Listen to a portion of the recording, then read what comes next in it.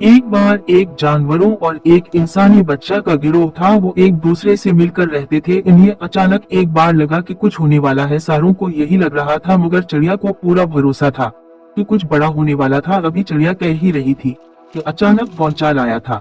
इस भौचाल ने जंगल की हालत बदल कर रख दी थी।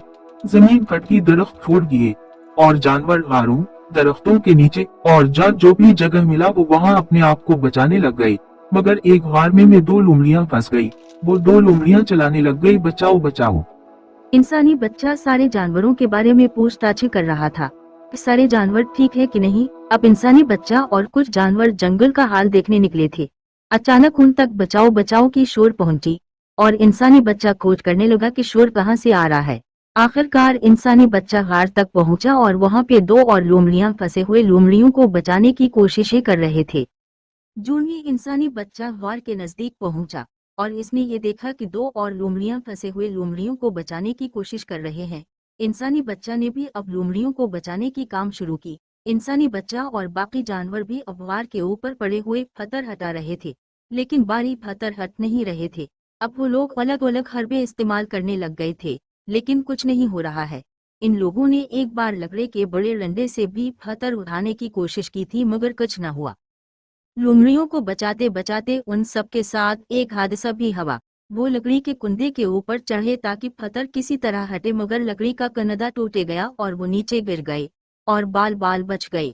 इंसानी बच्चा के दिमाग में आया कि ऐसे जानवर को लाया जाए जो हार के अंदर जाके वहां का हालात जान सके। इस काम के खातिर इसके दिमाग में आया कि सांप हार में छोटे सुराख में भी जा सकता है। इसलिए वो सांप के पास गया और इन्हें सारा माजरा बता दिया। सांप ये काम करने के लिए राजी हो गया और वो गार तक पहुंच गया। जून ही सांप गार के नजदीक पहुंचा तो उसने गार के अंदर जाने का फैसला किया। अंदर जाके इस सांप ने बाहर निकलने का ढूंढना शुरू किया। यहाँ वहां जाके इससे एक जगह मिल गया जहां से लोमड़ियों को बाहर निकाल सकते हैं। सांप बाहर आके सबको बाहर निकालने का रास्ता बता दिया। तो वो सारे लोग बाहर निकालने के लिए अलग अलग चीजें ढूंढने लगे। किसी ने रस्सी ला, किसने लकड़ी का कनदा लाया। सब लोग कुछ कुछ कर रहे थे। अब नीचे जाने का वक्त आया तो इंसानी बच्चा ने गार में जाने का फैसला किया। जो ही इंसानी बच्चा गार में गया तो फिर से बोलचाल के झटके हुए। कुछ पत्थर इंसानी बच्चा पे गिर गई, कुछ फंसे हुए लोमड़ियों के ऊपर गिर गए।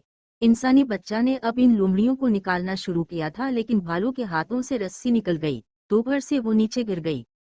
एक बार फिर इंसानी बच्चा नाकाम हुआ। अब करे तो क्या करे। इसी दौरान सांप खुद आया और गार में जाने लगा। गार में जाके सांप ने खुद को लोमड़ियों के इर्द गिर्द लपेटा और ऊपर आना शुरू किया।